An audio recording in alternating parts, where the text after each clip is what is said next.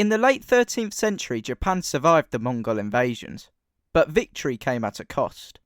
The Kamakura shogunate was weakened, the samurai grew resentful, and into this storm stepped one man with high ambitions, Emperor Go-Daigo.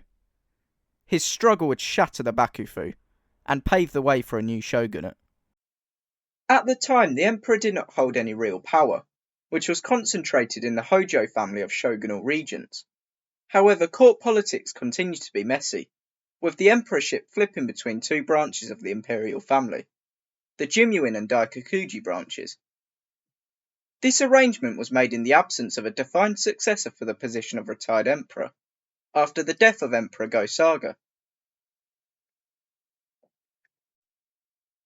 As the younger son of Emperor Go-Uda of the Daikakuji branch, Go-Daigo was not expected to rule. However, his older brother, Emperor Go-Nijo, died young in 1308, meaning that because of the alternating succession, Go-Daigo became crown prince, while the emperorship passed on to Emperor Hanazono of the Jimmuin branch. When Emperor Hanazono abdicated in 1318, Go-Daigo ascended to the Chrysantian throne, and his father, Go-Uda, began his premiership as retired emperor. However, breaking with recent precedent, Go-Daigo's crown prince was from his own branch of the family.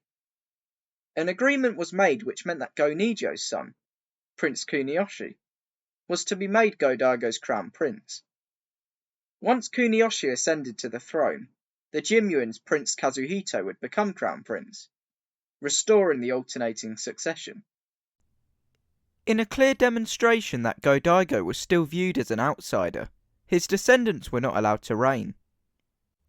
Despite this setback, Go-Daigo soon became the most powerful emperor Japan had seen in years. This is because Go-Uda stepped back from politics in 1321, meaning that Go-Daigo ruled in his own right. However, this did not satisfy the ambitious emperor.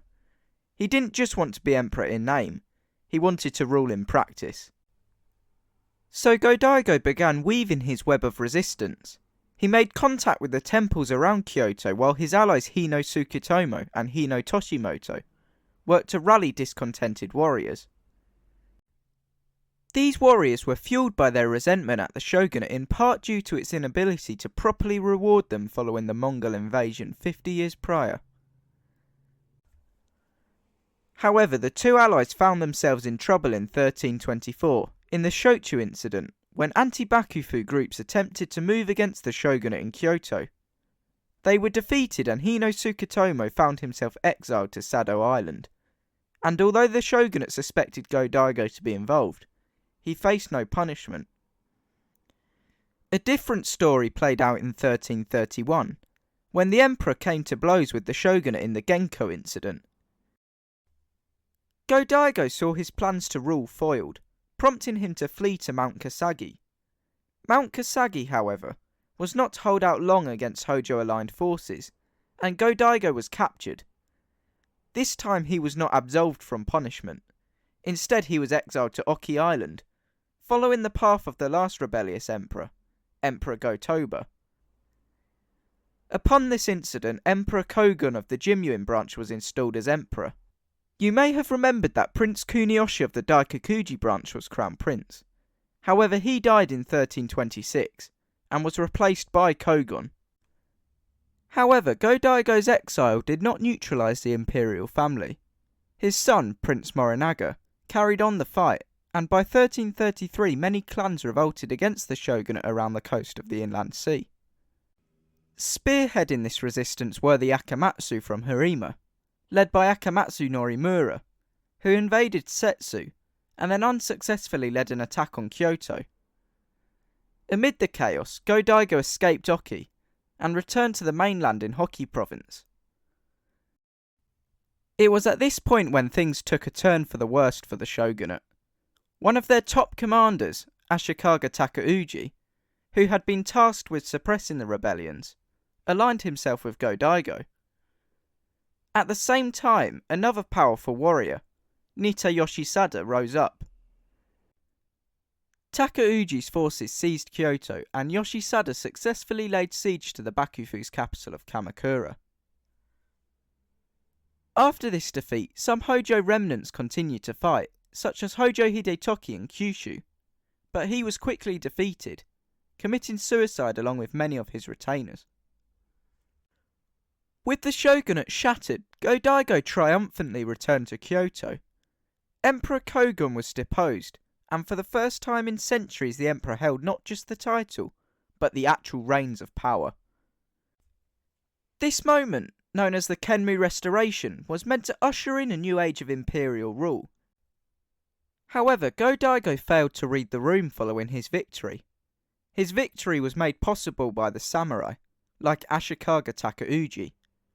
Takauji, a descendant of the prestigious Saiwa Genji, wished to be named shogun.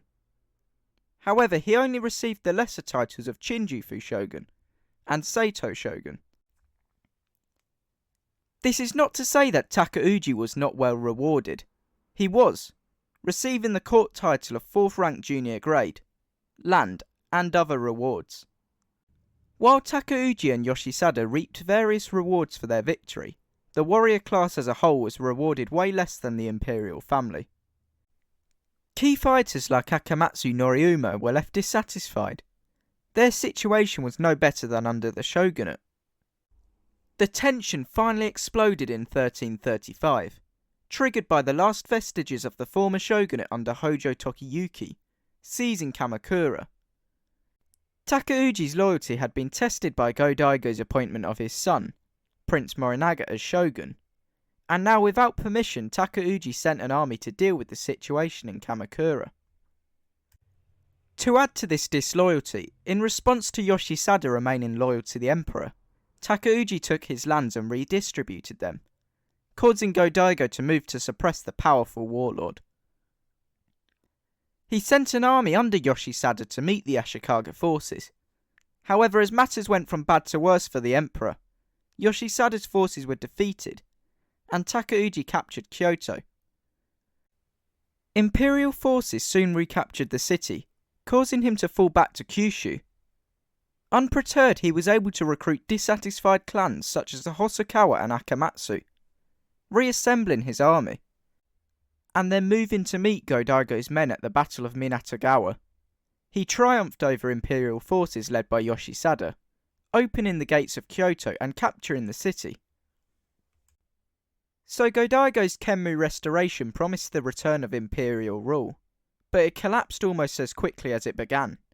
In its ruins rose a new power, Ashikaga Takauji,